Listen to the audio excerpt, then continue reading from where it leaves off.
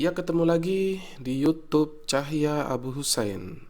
Terima kasih telah memilih video ini sebagai referensi dalam memahami perpajakan.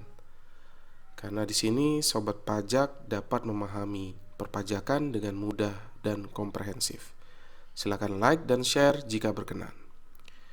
Baik, pada kesempatan kali ini kita akan berbicara tentang tata cara validasi formil atas pajak penghasilan penjualan tanah dan atau bangunan. Nah, sebagaimana yang kita ketahui bersama bahwa sejak adanya ketentuan mengenai kewajiban validasi atas penjualan tanah, validasi PPH atas penjualan tanah dan atau bangunan, maka setiap penjual sebelum terjadinya nanti akad jual beli, sebelum sahnya akad jual beli, pindah nama, maka salah satu yang harus dilakukan oleh penjual adalah melakukan validasi. Nah, validasi ini yaitu validasi PPH bisa sobat pajak, masyarakat dimanapun berada yang melakukan penjualan tanah itu bisa dilakukan secara sendiri-sendiri atau mandiri maupun melalui notaris yang ditunjuk. Nah, saat ini sejak terbitnya Per 08 Per Dirjen 08 tahun 2022, maka pelaksanaan validasi PPH ini bisa dilakukan tidak lagi hanya melalui kantor pajak secara langsung, tetapi bisa lebih cepat, yaitu hanya melalui web saja. Nah, bedanya apa? Bedanya kalau kita datang langsung itu perlu 3 hari kerja sehingga diterbitkannya surat keterangan validasi formil tadi. Namun bila melalui web ini, maka hasil surat keterangan tadi bisa selesai atau bisa tercetak itu saat itu juga, pada hari yang sama ketika kita sudah selesai melakukan proses penginputannya. Nah, jadi di sini para rekan pajak, sobat pajak dimanapun berada, tentunya pasti akan sangat terbantu sekali dengan adanya aplikasi yang baru ini. Nah, di mana aplikasi ini bisa kita akses? Yaitu di alamat iphtbnotaris.ppat.pajak.go.id. Nah, namun ini khusus yang bisa mengaksesnya hanyalah notaris. Lalu bagaimana jika teman-teman ingin mengaksesnya sendiri? Nah, teman-teman sobat pajak bisa mengaksesnya sendiri itu di laman DJP online milik kawan pajak semua. Nanti silahkan kawan pajak, sobat pajak melakukan login di aplikasi DJP online milik sobat pajak semua masing-masing. Nah, di situ nanti ada di menu layanan ada juga aplikasi EPHTB ini. Jadi nanti bisa sobat pajak lakukan penginputan sendiri secara mandiri. Baik, kita lanjutkan. Notaris PPAT yang ingin menggunakan aplikasi ini tentunya pertama kali harus sudah terdaftar terlebih dahulu di web pajak ini. Nah, yang pertama kali adalah rekan notaris atau rekan PPAT silakan melakukan registrasi sebelum bisa menggunakan aplikasi EPHTB Notaris PPAT ini. Nah, inilah nanti fitur-fitur yang tersedia di aplikasi ini. Ada fitur registrasi, yaitu fitur tempat pendaftaran akun kita, kemudian login, kemudian di dalam EPHTB nanti kita langsung bisa melakukan validasi. Kemudian bisa juga atau tersedia create billing, jadi tidak perlu capek-capek kita meminta data, meminta billing atau membuat billing sendiri, maka di sini sudah tersedia billingnya.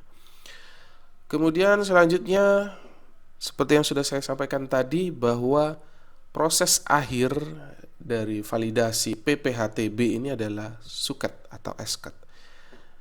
Nah, Jadi nanti bisa langsung tersedia, atau saat itu juga apabila sudah valid semua data yang kita input, saat itu juga kita bisa langsung mencetak suket atau esket tanpa menunggu 3 hari. Dan esket ini juga bisa kita langsung kirim ke email dari nama penjual ya. Nah, jadi di sini alurnya bagaimana bisa kok hanya 1 hari saja selesai atau pada saat itu saja selesai. Nah, di sini rekan PPAT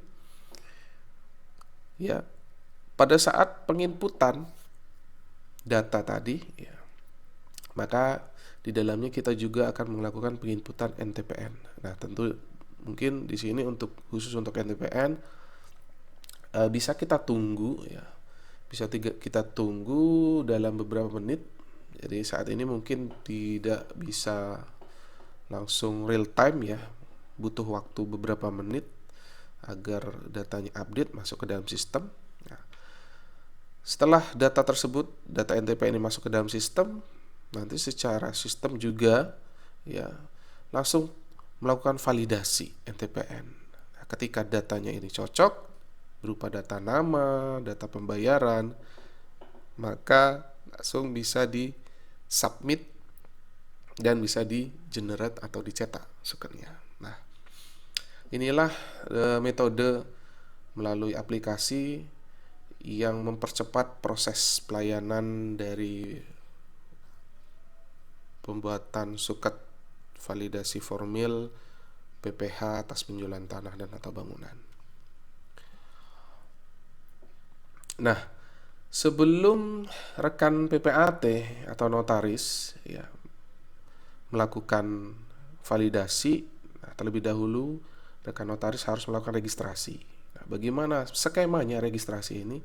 Jadi nanti rekan notaris silahkan menginput data-data yang ada, yaitu input NPWP, NIK, nomor register PPAT-nya juga ya. Nah, input NPWP ini nanti akan divalidasi ya dengan data yang ada di DJP, sehingga ketika NPWP-nya itu valid, memiliki KLU notaris ya, maka akan dilanjutkan melakukan validasi data notarisnya. Nah, data notaris ini nanti akan terhubung dengan database notaris PPAT, sehingga teman-teman notaris atau PPAT tentunya harus terlebih dahulu terdaftar ya di BPN atau instansi yang membidanginya. Kemudian selanjutnya syarat terakhir adalah notaris harus sudah ya, sobat notaris teman-teman berada, harus sudah melakukan validasi. Maksudnya harus sudah melaporkan SPT tahunan 2 tahun pajak terakhir. Kemudian juga apabila ada hutang pajak, sudah harus melunasi hutang pajaknya dan tidak dalam kondisi pidana, dituntut pidana. Nah, di sini inilah validasi profil dari rekan notaris atau PPAT ya, sebelum bisa menggunakan aplikasi ini. Nah, apabila nanti semua sudah sesuai, sudah valid, maka bisa dilanjutkan dengan pengisian data-data lainnya dan penggunaan aplikasi ini. Namun apabila ini tidak sesuai ya, dari 3 tahapan validasi ini tidak sesuai, maka nanti ada notifikasi yang dikirimkan, notifikasi mengenai ketidaksesuaian data ya, nanti silahkan diperbaiki terlebih dahulu. Baik, yang pertama kita lakukan pendaftaran akun di menu di sini ya, klik belum registrasi, silakan. Sekali lagi, alamat web ini ada di iphtbnotaris.ppat.pajak.go.id. Tidak ada di tempat yang lain ya, tidak ada di alamat yang lain selain di alamat ini. Karena khusus yang ada di DJP online di menu layanan itu adalah untuk pengajuan secara pribadi ya, tidak melalui notaris. Nah, yang pertama kita memasukkan dulu NPWP rekan notaris, kemudian NIK, Kemudian bisa dilanjutkan. Di sini akan dilakukan validasi ke database kami, database di DJP maksudnya ya. Kemudian selanjutnya ini akan menvalidasi data rekan notaris dengan database notaris ya.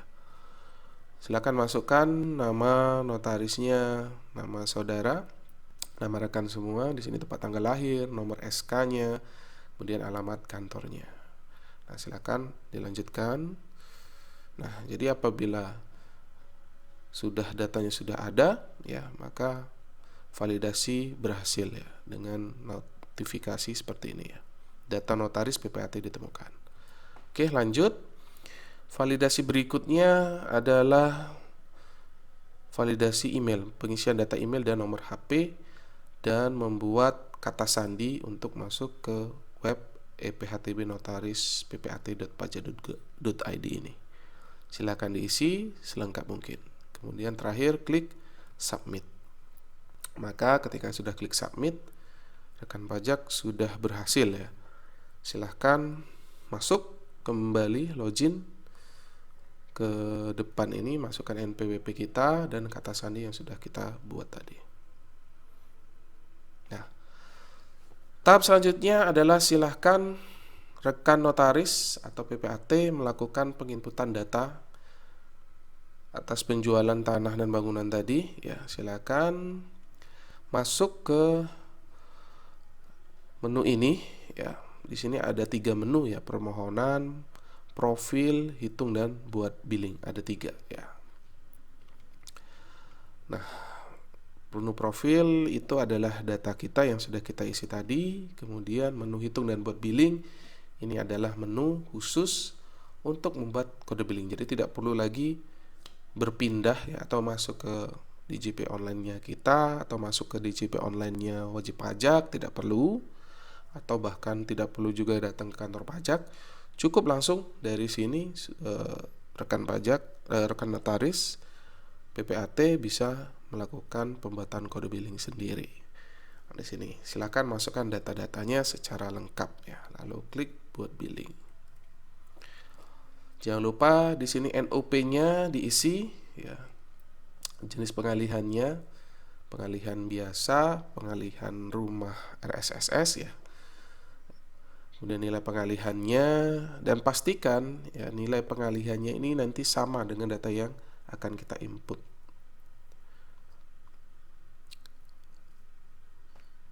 Nah, untuk penjual yang tidak memiliki NPWP, maka silakan masukkan NIK penjualnya dan nama untuk dilakukan validasi NIK.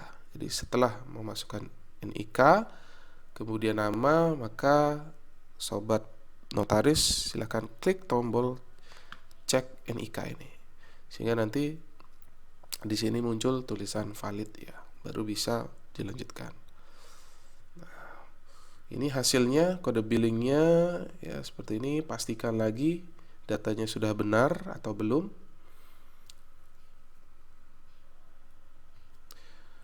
Nah, kemudian kita lanjutkan dengan input permohonan.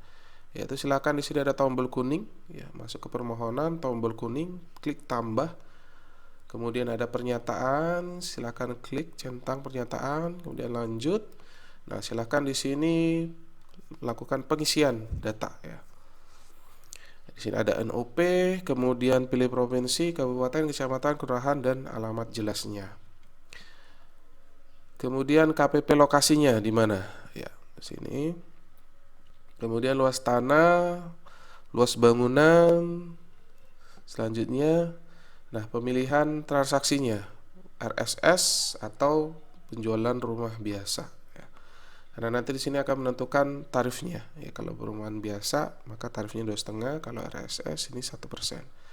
Kemudian harga pengalihannya di sini berapa, jumlah termin pembayarannya berapa kali ya. Kemudian cara pembayarannya transfer atau cash ya. Kalau transfer silahkan masukkan nama bank dan nomor rekeningnya. Kemudian lanjut ke nama pemilik rekening. Terakhir tanggal transaksinya, tanggal berapa. Nah, langkah berikutnya adalah input identitas penjual. Identitasnya menggunakan apa? NPWP atau NIK. Nah, nanti pastikan ini sama dengan kode billing tadi ya. Apabila kita mengisi kode billing menggunakan NIK, maka di sini harus menggunakan NIK. Namun apabila menggunakan NPWP, pastikan juga harus menggunakan NPWP. Dan nomor identitas penjualnya, nama penjual, alamat penjual. Nah, ini otomatis ya. Kemudian identitas pembeli. Nah, identitas pembeli juga diperlukan ya. NPWP, NIK, paspor. Silakan diisi identitas pembelinya. Kalau ya ini tadi ya, kalau menggunakan NIK maka ada tombol validasi atau tombol cek NIK untuk memvalidasi NIK-nya benar atau tidak. Sama juga di pembeli ada validasi NIK-nya juga. Kemudian selanjutnya adalah menginput data pembayaran NTPN. Nah, perlu diperhatikan di sini NTPN-nya harus menggunakan 41128 dan 402 untuk jenis setorannya. Nah, jika sobat pajak menggunakan tadi menu kode billing itu sudah dijamin untuk kode pajaknya sudah betul ya. Tapi bagi sobat pajak yang melakukan pembuatan kode billing secara manual, silahkan pastikan kembali data-datanya sudah benar. Kemudian pastikan NTPN yang diinput adalah NTPN dari NPWP penjual ya. Nah, artinya di sini nama dan NPWP sama ya. Sama dengan nama penjualnya. Pastikan NTPN belum dilakukan pemindah bukuan. Kemudian jumlah pembayaran maksimal 100 NTPN jika misalkan lebih dari satu melakukan penyetoran, dan total pembayaran harus sesuai dengan PPh terutangnya ya. Silakan masukkan NTPN, isi kode NTPN dan NPWP sesuai billing yang sudah kita buat. Kemudian klik validasi. Nah, ini seperti ini ya. Jadi kalau ada data yang tidak sesuai maka muncul notif seperti ini ya. Notifikasi pesan kesalahan. Nilai pembayaran NTPN yang Anda masukkan lebih dari nilai PPh terutang.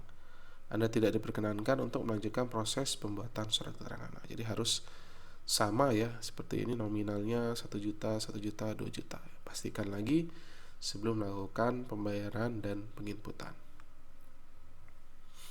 Oke, apabila sudah selesai, langkah terakhir kita klik pernyataan dan proses validasi.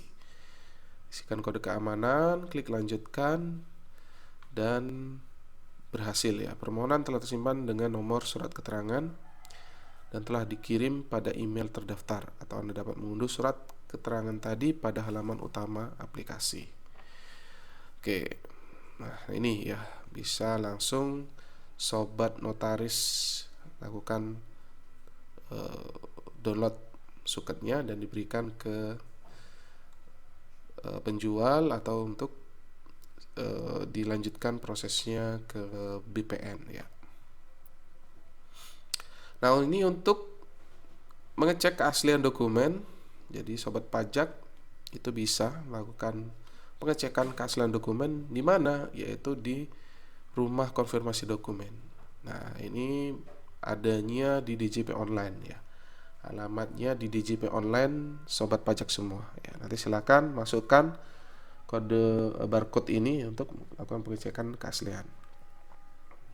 Demikian tentang tata cara penggunaan aplikasi ePHTB khusus untuk notaris dan PPAT. Ketemu lagi di video tutorial berikutnya. Terima kasih telah menonton. Jangan lupa like, share, dan subscribe video ini. Sampai ketemu.